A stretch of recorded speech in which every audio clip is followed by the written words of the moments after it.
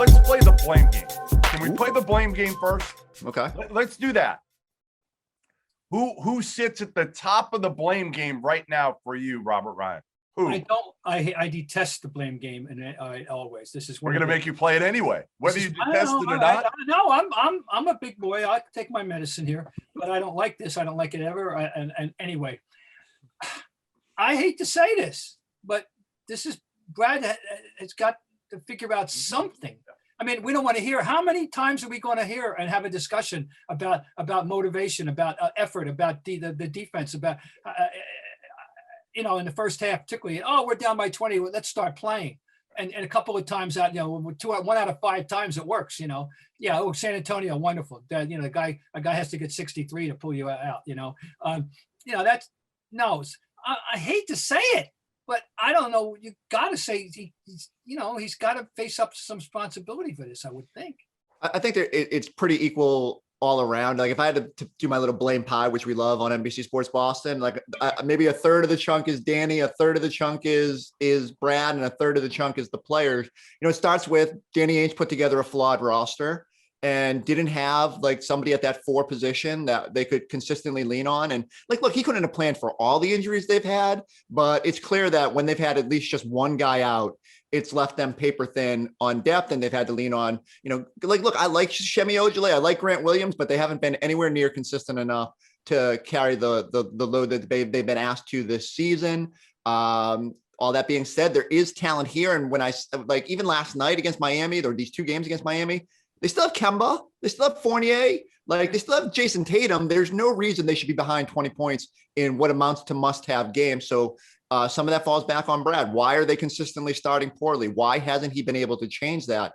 Why doesn't this team have any of the hallmarks of Brad Stevens' teams? The defense, the ability to fight through mental hurdles and obstacles. So, and then the players, they just haven't played consistently enough to the level they're capable of. And it's hard for me to sit here and get on Jason Tatum too much when, he's I don't think he's going to get all NBA, but he's in that conversation. But they need more from him. If you're going to be the superstar, you got to be okay with that kind of falling back on you at times. And so I just sort of look around and say it from top to bottom. And you know what? I throw ownership in there because they don't make the Daniel Tice move to avoid the luxury tax if they're not worried about the cost of the luxury tax bill into the future. Now, did they know Robert Williams was going to get hurt? Maybe should have planned for that. As much as I love the guy. Listen, here's my deal with Brad. It's so hard for me to say this because, again, you guys know I've known Brad probably longer than any media person, right? I mean, lucky enough, I covered him when he was an assistant at Butler, head coach at Butler. I covered those runs. Weirdly, I'm here in Boston. He gets, he's with the Celtics. So, I've known Brad so long, and I love the guy. I'll say it. I know we're supposed to be objective. I love the guy. I think he's one of the best human beings you're ever going to meet. I always say, you need to pinch Brad Stevens sometimes and make sure he's real, because that's how good of a human being Brad Stevens is. And I feel like because of that now, I almost want him out. Because I don't want him to go through what I think he may have to go through next year here in Boston if they don't win. I think he's already getting crucified by a lot of people, and it's only going to get worse because I don't see anything changing unless they move Jaylen Brown and make some other moves, right? Jaylen Brown and Marcus Smart, and get, to me, guys that fit Brad Stevens' system better. See, I feel like that's part of the problem here is, yes, Danny Ainge hasn't given Brad enough of the players that he needs for his system. And also, Brad hasn't altered his system, understanding that Danny Ainge hasn't given him the players he needs. It's kind of like Fred Hoiberg when he took over in Chicago for the Bulls. They gave him Paxson and Gar Forman gave him Jimmy Butler, Rajon Rondo, and Dwayne Wade. 3 guys who couldn't shoot the ball, really. And what is Fred Hoiberg? His whole offense is based around guys that have to be able to shoot the ball. So you were setting him up to fail. I feel like Danny's done that a little bit, but Brad also has to adapt a little bit and say, no, we're not going to shoot 42 threes on a night when we're, Marcus Smart. If you're making your first couple, keep launching. If you're 0 for your first 6, you're done. You're done. There's a reason why you're wide open every time you shoot the three. There's a reason they want you to shoot the three, Marcus. You know, same thing with Jaylen Brown. And I know he shoots a good percentage, but they'd rather him shoot the three than drive to the basket. I just, the blame game to me, like you guys have said, is kind of slithered into a lot of different pieces. And I think Brad has to share as much a part of the blame as anybody. So first off, don't feel bad for Brad, because even if this thing ends sour, he's going to find a plum gig at some great college and be great. No, at he's what not he going does. to college. He's not going to college. No. And I mean, He's we going all to the know NBA. he is supremely motivated to the whole buzz as soon as he took this job was college coaches don't last. There's a reason he's, you know, he wants to stick around. He's supremely loyal to the program. And so I mean, he'll be fine. I promise you, if it does go sour. I always think about what Doc Rivers said and the whole 8 to 10 year thing where, you know, sometimes you just need a change as a person. I think we all feel that way sometimes, but you know, Pop is able to weather that, and it's rare, Spoelstra now, but it takes a unique set of circumstances. The one thing I would say is, I think Brad is a phenomenal coach. I do not think he's the biggest issue this year. I would like to see them go maybe get an offensive minded assistant, you know, someone who can say, all right, here are the pieces we have. Maybe this would work. Maybe we can shape it a little differently. Sometimes when I watch like the way Spoelstra finds the best way, and like, look, he's blessed with great drafting and the shooters they've got, but you know, especially in certain years, I think they could really benefit from that. Brad can make his bones on the defensive end, and you know, that's his hallmark, and not obviously not with this team, but I think there's ways to do this without necessarily having to tear it down. But you know, it's such a frustrating conversation. It's just a conversation you never would have thought you'd be having, at least certainly at the start of this season. No. So do you, Bob, do you keep Brad?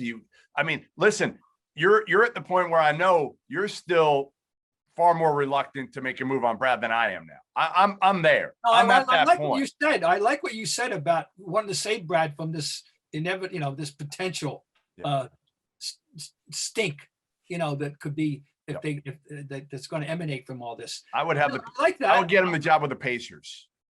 Seriously. I would hope the Pacers.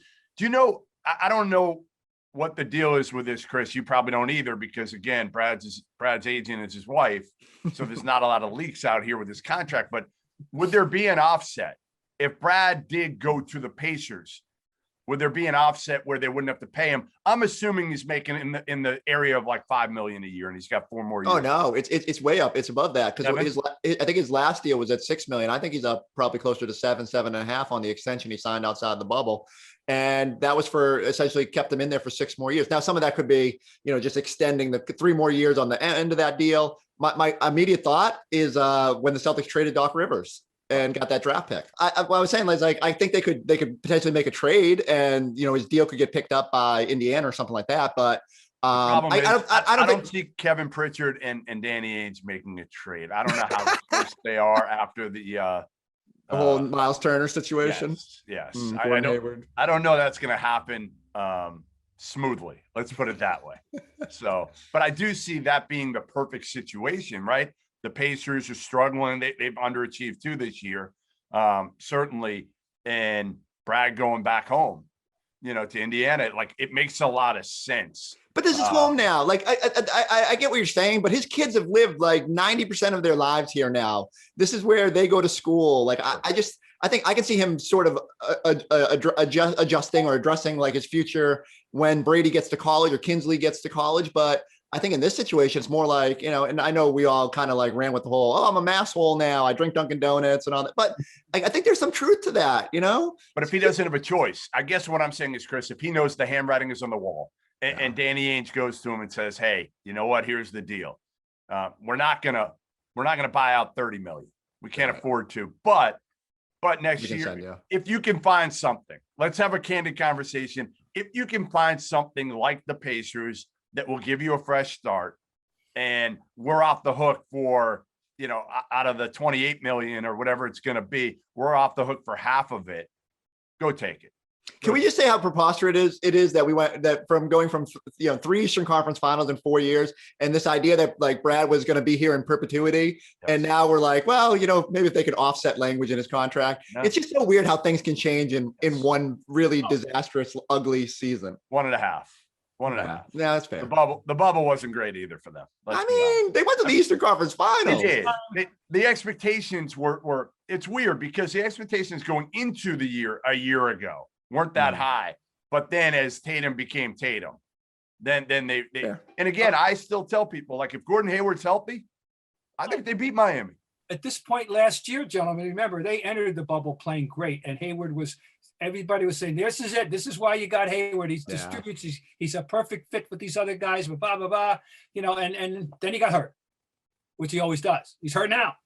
Yeah. It's going to be ironic when he comes back for that Charlotte-Boston 7-8 matchup, and him and Terry Rozier somehow run you off the court. And I mean, you want to talk about you asked how it could get worse? Losing to the former Celtics and Brad Wanamaker hitting a game winner or something. That would be about the coup de grace.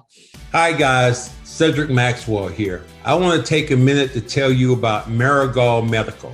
I'm used to keeping my body in great shape, but with arthritis, even the most simple, everyday tasks became unbearable. As soon as I called Marigold Medical, I knew I was in good hands. No drugs, no surgery, just an experienced team of caring professionals that wanted to get me back to doing the things I love. Make the call to Marigold Medical and get back to pain-free life.